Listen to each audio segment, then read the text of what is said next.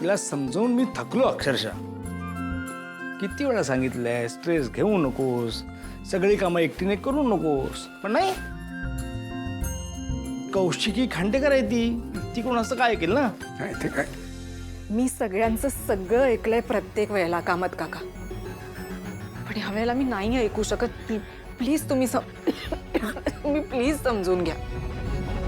मी हा इंटरव्ह्यू नाही कॅन्सल करू शकत दया काका, प्लीज. हा खूप महत्वाचा आहे माझ्यासाठी.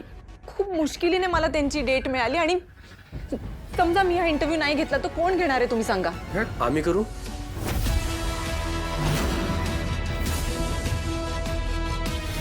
नाही म्हणजे आम्ही तुम्हाला मदत करू शकतो जर तुम्हाला चालणार असेल तर. नाही मला आवडेल, पण केदार तू आत्ता घरी आलायस, तू अजून पूर्णपणे बराही झाला नाहीयेस आणि तू तू उगाच कशाला दगदग करतोयस. म्हणजे मला जेवढं जमेल तेवढी मी मदत करू शकतो. म्हणजे मला तुमच्या एवढं नॉलेज नाही आहे किंवा एक्सपिरियन्स पण नाही आहे, पण तुम्हाला हवा असलेला रिसर्च गोळा करून देण्यामध्ये मी तुमची मदत करू शकतो. प्रश्नही काढून देऊ शकतो. म्हणजे तुम्ही नंतर चेंजेस करा तुम्हाला हवे तसे. बघ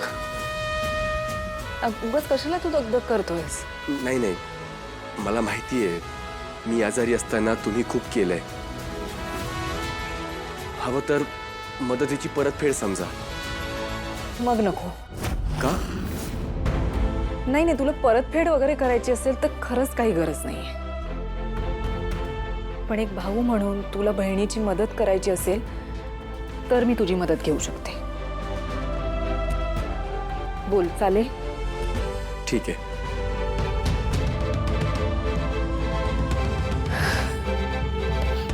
मग ठीक आहे.